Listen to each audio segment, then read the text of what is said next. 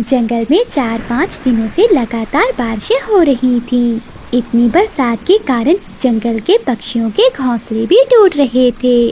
चिंकी, हमारा घोंसला तो टूट गया, अब हम कहाँ जाएं? चीकू जी, इस समय हमें भला कौन रखेगा? चलो चिड़िया के पास चलते हैं, वही हमारी मदद कर सकती है। वो पति पत्नी तेज बारिश में चिड़िया के घर के लिए उड़ते हैं। मानो चिड़िया अपनी बेटी मीना के साथ अपने घर में गहरी नींद सोई हुई थी।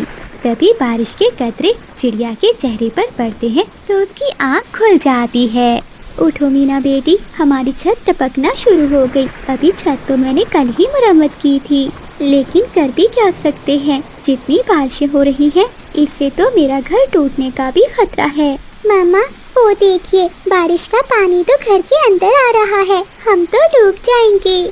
नहीं मीना बेटी, ऐसा नहीं हो सकता। चलो मैं बाल्टी लेकर आती हूँ, हम ये पानी निकालते हैं। फिर मीना चिड़िया और उसकी मम्मा पानी बाल्टी में भर भर कर बाहर निकालने लगती हैं। लेकिन वो पानी तो कम होने की बजाय बढ़ता ही जा रहा था।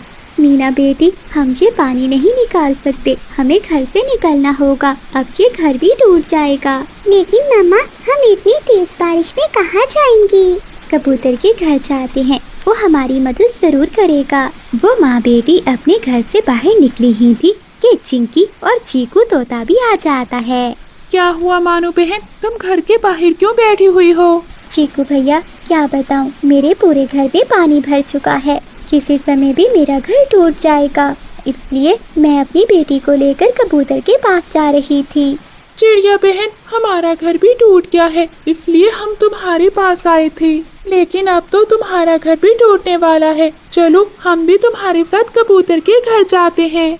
फिर वो सब कबूतर के घर की ओर उड़ते हैं। जब वो सब कबूतर के घर पहुंचते हैं तो देखते हैं कि कबूतर और उसकी पत्नी पेड़ पर बैठे रो रहे हैं और उनका घर जमीन पर टूटा हुआ पड़ा था। कबूतर भैया, क्या हुआ, आपका घर कैसे टूटा? मानो बहन, इतनी तेज हवा चली कि जिस पेड़ पर हमारा घर था वो जोर जोर से हिलने लग गया और हमारा घर नीचे गिरकर टूट गया। कबूतर भैया, हमारे घर में भी बारिश का पानी जमा हो गया है और चीकू भैया का घोंसला भी टूट गया है। अब ऐसी तेज बारिश में हम सब कहाँ जाएंगे? मानो बहन, कौवों का घर मजबूत है, हम उन्हीं के घर जाते हैं, वो एक रात तो हमें रह ही लेने देंगे। फिर वो सब वहाँ से कौवों के घर जाते हैं। वो दरवाजे पर दस्तक देते हैं। कौन कौन है दरवाजे पर? बिजली बहन, मैं मानो चिड़िया और मेरे साथ कबूतर और तोता भी है। हम सब के घर टूट गए हैं, हम सबको एक रात बस अपने घर में बिता लेने दो। जैसे ही बारिश रुकेगी तो हम अपना घर बनाना शुरू कर देंगे। अच्छा, तुम सबको अपने घर ले आओ ताकि तुम सबके वजन से हमारा घर भी टूट जाए। चले जाओ यहाँ से। पिछली एक रात की तो बात है, आने देते हैं पक्षियों को। कोई जरूरत नहीं है, मैंने ठेका उठा रखा है सबका। बिजली बहन, मेरी बेटी को बहुत ठंड लग रही है, प्लीज हमें एक रात रहने दो। जल्दी निकलो सब यहाँ से, हमें नींद आ रही है। फिर वो सब वहाँ से उड़ते हैं। फिर वो सब पुराने बड़े पीपल के पेड़ पर रहने वाली बूढ़ी कौवी के पास जाते हैं। उस बूढ़ी कौवी का घर इतना मजबूत नहीं था, लेकिन फिर भी वो सभी पक्षियों को अपने घर में आने देती है। वो बूढ़ी कौवी सभी पक्षियों को खाना खिलाती है। आपका बहुत बहुत धन्यवाद माँ जी, मेरी बेटी ठंड बर्दाश्त नहीं कर सकती थी। अगर आप मुझे अंदर न आने देती तो शायद मैं अपनी बेटी को खो देती। बेटी, बुरे समय में ही तो एक दूसरे के काम आते हैं। अगर हम पक्षी एक दूसरे के काम नहीं आएंगे तो भला कौन हमारी मदद करेगा? हाँ माँ जी, हम पहले बादल कौवे के घर गए थे, लेकिन उसकी पत्नी बिजली बहुत घमंडी है। वो कहती है कि हम सब की वजह से उसका घर भी टूट जाएगा। तोते बेटा, भला हम उस बिजली कौवी से कैसे अच्छाई की उम्मीद लगा सकते हैं? जैसे ही बारिश रुकेगी तो हम सब इस जंगल से निकल जाते हैं, क्योंकि पहले भी इस जंगल में बहुत ज्यादा बारिशें होती हैं। क्या पता बच्चों, हम सब अपने घर बनाएं और फिर बारिशों से वो टूट जाएं। हमें कोई और ठिकाना ढूंढना होगा। माँ जी, मैंने सुना है कि इंसानों की बस्ती के आगे एक जंगल है, वहाँ मौसम भी ठीक रहता है, हम सबको वहीं जाना चाहिए। फिर वो सभी पक्षी मानो चिड़िया की बात मान लेते हैं। फिर वो सभी पक्षी वहाँ से चले जाते हैं। रास्ते में जब बिजली कभी पक्षियों को देखती है तो वो उन्हें आवाज लगाती है। अरे, ये सुबह सुबह कहाँ जा रहे हो तुम सब? बिजली, तुमने तो हमें अपने घर में नहीं रहने दिया। अब हम सब अपने लिए नया जंगल ढूंढने जा रहे हैं। वैसे भी इस जंगल में बहुत तेज बारिशें होती हैं। मैं तो तुम्हें भी कहती हूँ कि तुम दोनों भी हमारे साथ चलो। तुम्हारे घर का भी क्या भरोसा, वो भी तो टूट सकता है। हम सब इंसानों की बस्ती के आगे वाले जंगल में जा रहे हैं।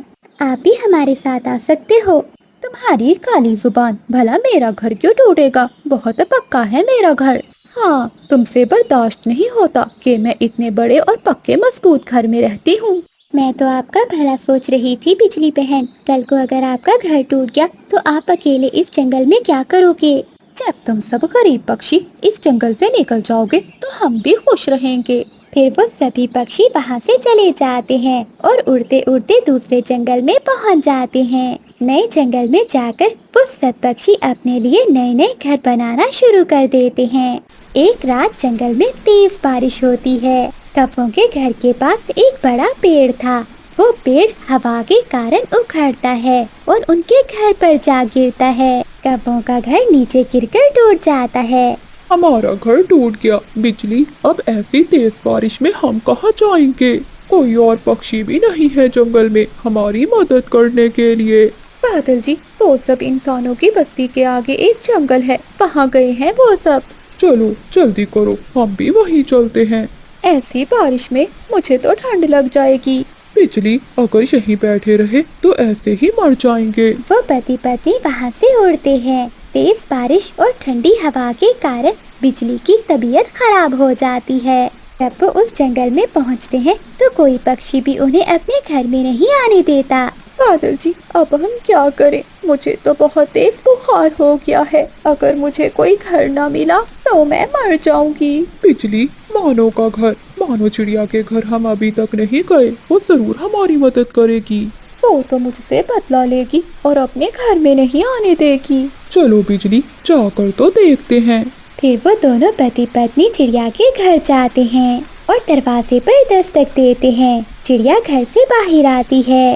अरे बिजली और बादल, तुम दोनों यहाँ क्या कर रहे हो? मानो बहन, हमारा घर टूट गया। मेरी पत्नी की तबीयत बहुत खराब है और कोई भी पक्षी हमें अपने घर में नहीं आने दे रहा। प्लीज हमें अपने घर में रख लो। मानो चिड़िया जल्दी से उन कौवों को अपने घर में ले जाती है, उन्हें खाना देती है और बिजली कवि को बुखार की दवा देती है। बिजली कवि मानो चिड़िया से बहुत ज्यादा शर्मिंदा थी क्योंकि उसने चिड़िया के साथ इतना बुरा किया, लेकिन चिड़िया ने फिर भी उनकी मदद की। चांदनी चिड़िया माँ बनने वाली थी। वो जल्द ही अंडे देने वाली थी। वो तेज बारिश में अनाज की खोज में जंगल में घूम रही थी। तभी चिड़िया को एक अनाज का खेत दिखाई देता है। अरे वाह, यहाँ तो ढेर सारा दाना है। अब मैं रोज यहीं से दाना लेकर जाऊंगी। कल आते समय मैं बंटी और चीकू भैया को भी साथ लेकर आऊंगी। चिड़िया ऐसे बैठी हुई थी कि उसके पेट में दर्द होने लगता है। अरे बाप रे, ये क्या हो रहा है? मेरे पेट में दर्द क्यों शुरू हो गया? बुलबुल डॉक्टर ने तो 5 दिन का समय दिया था अभी। लगता है अब मुझे घर जाना होगा। फिर चांदनी चिड़िया वहाँ से चली जाती है। थोड़ी दूर जाने पर उसके पेट में और भी दर्द बढ़ने लगता है। लगता है मैं घर नहीं जा पाऊंगी। मुझे यहीं किसी घोंसले की खोज करनी होगी। चिड़िया दर्द में थी, इसलिए वो आसपास घोंसले की खोज करने लगी। तभी चांदनी चिड़िया को एक पेड़ पर पुराना घर दिखाई देता है। हाँ, ये घर ठीक रहेगा। लगता है इस पुराने घर में कोई भी नहीं रहता।